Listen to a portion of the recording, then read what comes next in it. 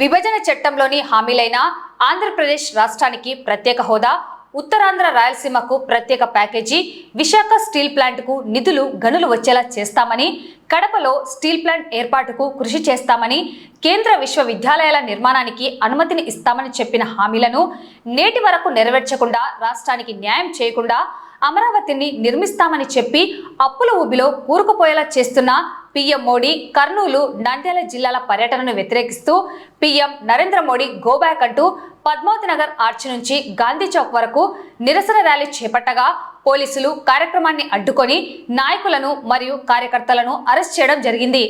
పోలీసుల తీరు చాలా దారుణంగా ఉందని, రాష్ట్ర అభివృద్ధి, కర్నూలు, నంద్యాల జిల్లాల అభివృద్ధి కోసమే పోరాటం చేస్తుంటే అరెస్టు చేయడం దారుణమని CPM, CPI, CPIML, New Democracy పార్టీల నాయకులు తెలిపారు. ఈ కార్యక్రమానికి సిపిఎం పట్టణ కార్యదర్శి లక్ష్మణ్, సిపిఐ పట్టణ సహాయ కార్యదర్శి భూమని శ్రీనివాసులు అధ్యక్షత వహించగా ఈ కార్యక్రమంలో సిపిఎం జిల్లా కార్యదర్శి రమేష్ కుమార్, సిపిఐ రాష్ట్ర కార్యవర్గ సభ్యులు రామాంజనేయులు, సిపిఐ జిల్లా కార్యదర్శి రంగనాయుడు, సిపిఎం జిల్లా కార్యదర్శి వర్గ సభ్యులు నాగరాజు, యేసురత్నం, రామచంద్రుడు, నరసింహనాయక్, నాయకులు బాబా Fakruddin, Sunkayya, Narasimha, Mohammed Ghouse, Venkatalingam, Moula Ali, Somanna, Lakshmidevi, Srinivasulu, నాగరాముడు, Bhargav, Harinath, Gokari, Jilani Basha, Pratap, T Pratap, Sanjeevulu, Narayana, Uday, Susheelamma, CPM, CPI కార్యకర్తలు 300 మందికి పైగా ర్యాలీలో పాల్గొనడం జరిగింది.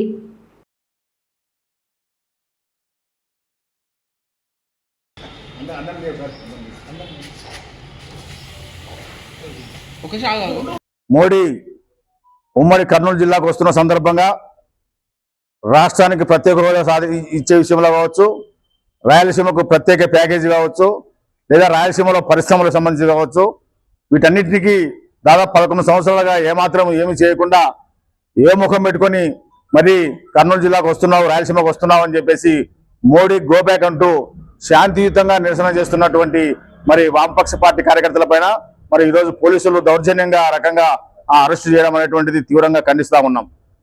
మరి మోడీ గారు ఈరోజు రాయలసీమకు ముఖ్యంగా కర్నూలు జిల్లాకు వస్తున్నాడు. మరి కర్నూలు జిల్లాలో ఉన్నటువంటి మరి కడప ఉక్కు ఫ్యాక్టరీ కోసం ఇంతవరకు ఎటువంటి ప్రకటన చేయలేదు, లేదా రాయలసీమలో సాగునీటి వనరుల కోసం ఎటువంటి ప్రకటన చేయలేదు, లేదా రాయలసీమలో రైల్వే లైన్కి సంబంధించినటువంటి ఎటువంటి ప్రకటన చేయకుండా ఈరోజు ఏ ముఖం పెట్టుకొని ఈరోజు కర్నూలు జిల్లాకు వస్తున్నారని చెప్పేసి మేము అడుగుతా ఉన్నాం. 11 సంవత్సరాల క్రితం రాష్ట్రానికి ప్రత్యేక హోదా ఇస్తామని పార్లమెంట్ సాక్షిగా హామీ ఇచ్చినటువంటి ప్రభుత్వము, ఆ రోజు ప్రతిపక్షంగా ఉన్నటువంటి బీజేపీ కూడా ఆ రోజు హామీ ఇచ్చింది.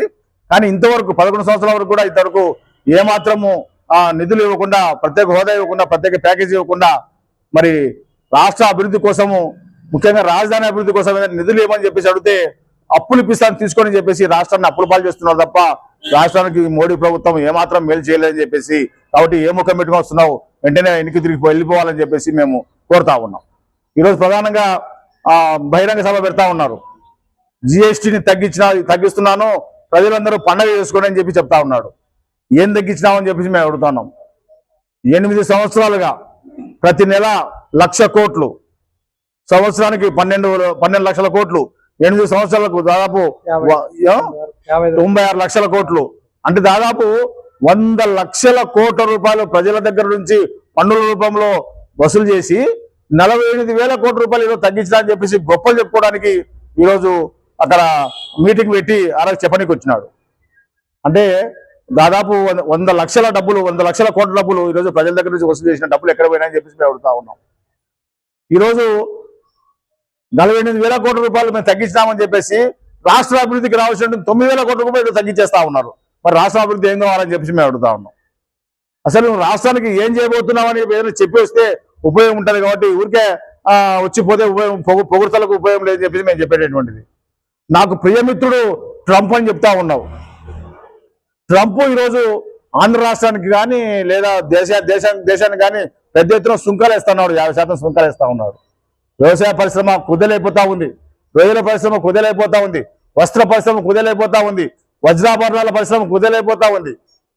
మరి సుంకాలకు వ్యతిరేకంగా మోడీ గారు ట్రంప్కు వ్యతిరేకంగా ఒక మాటన మాట్లాడడం లేదే.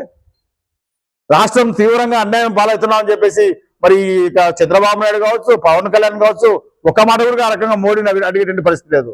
కాబట్టి ఈ కూటమి ప్రభుత్వం కావచ్చు, మోడీ ప్రభుత్వం కావచ్చు, ఈ రాష్ట్రాన్ని తీవ్రంగా అన్యాయం చేస్తా ఉన్నారు. రాష్ట్రాన్ని దివాలా తీసేటువంటి పరిస్థితిలో చేస్తున్నారు. రాష్ట్రాన్ని ప్రజలను మోసం చేసే పరిస్థితిలో ఉంటున్నారు. అయినా ఆ రకంగా ఆ మోడీ ప్రభుత్వాన్ని ఆ రకంగా ఈ కూటమి ప్రభుత్వం ఆ రకంగా వ్యతిరేకించే పరిస్థితి లేదు.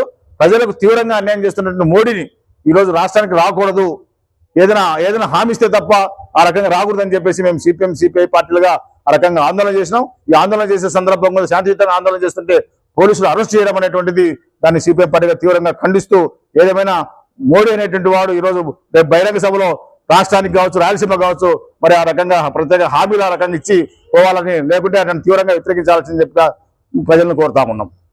గత 11 సంవత్సరాలుగా ఆంధ్ర రాష్ట్ర ప్రజలను నిట్టనిలువున మోసం చేసింది, నయవంచన చేసి ఇప్పుడు మళ్ళీ ఏముద్రిద్దామని చెప్పి ఆంధ్ర రాష్ట్రానికి వస్తున్నామని చెప్పి సిపిఎం సిపిఐ పార్టీలు నీ రాక మేము వ్యతిరేకిస్తా ఉన్నాం.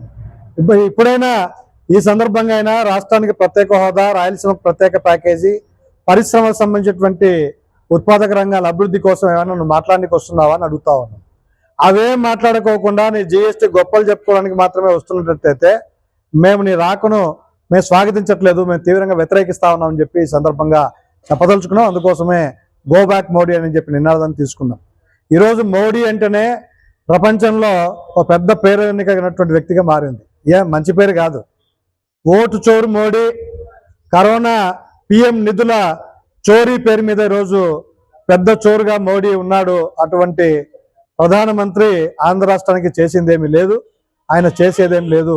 కాబట్టే మోడీ రాకను కర్నూలు జిల్లా ఉమ్మడి ప్రజలు కూడా తీవ్రంగా వ్యతిరేకించాలని, ఉపయోగం లేదని చెప్పేసి పద్ధతుల్లో మేము చెప్పదలుచుకున్నాం. ఈరోజు వాస్తవంగా మోడీ దేశ ప్రజలకు చేసిందేం లేదు.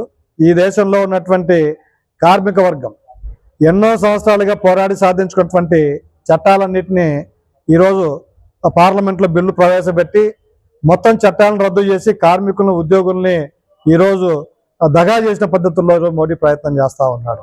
మరోవైపు విశాఖ ఉక్కు ఆంధ్రుల హక్కు అని నినదించి విశాఖ ఉక్కును సాధించుకుంటే అటువంటి విశాఖ ఉక్కుని 11 సంవత్సరాలుగా దాన్ని ఎట్లా నష్టపరచాలని చెప్పే పద్ధతిలో ప్రయత్నం చేస్తూ ఉన్నాడు. నష్టాల ఊపిలోకి నెట్టేందుకే మోడీ బీజేపీ ప్రభుత్వాలు ప్రయత్నం చేస్తూ ఉన్నాయి. వీటికి ఈరోజు ఒత్తాసుగా రాష్ట్రంలో గత ముఖ్యమంత్రి జగన్మోహన్ రెడ్డి, ఈ రోజు ఉన్నటువంటి ముఖ్యమంత్రి చంద్రబాబు, డిప్యూటీ ముఖ్యమంత్రి పవన్ కళ్యాణ్ కూడా ఒత్తాసు పలికే పద్ధతిలో ఉంది. కాబట్టే ఎన్నికలకు ముందు ప్రైవేటీకరణ అవనివ్వమని చెప్పి మాట్లాడతారు. ఎన్నికలు అయిపోయిన తర్వాత వీరు కూడా ప్రైవేటీకరణకు మొగ్గు చూపే పద్ధతిలో ప్రయత్నం చేస్తూ ఉన్నారు. రాయలసీమ కొన్ని వందల సంవత్సరాలుగా ఈరోజు కరువుతో, కాటకాలతో తీవ్రంగా ఉంది. దీనికి ప్రత్యేక ప్యాకేజీ అని చెప్పారు. కడపకు ఉక్కు పరిశ్రమ అని చెప్పారు, కానీ ఉక్కు పరిశ్రమ లేదు, ప్రత్యేక ప్యాకేజీ లేదు, స్పెషల్ ప్యాకేజీ లేదు. ఇవేమీ లేకోకుండా 11 సంవత్సరాలుగా మోసం చేస్తా ఉన్నాం. ఈ మోసాలని ప్రశ్నించడం కోసమే పార్టీ పెట్టా అని చెప్పినటువంటి పవన్ కళ్యాణ్ మరి ఎందుకు ప్రశ్నించవని చెప్పి అడుగుతా ఉన్నాం.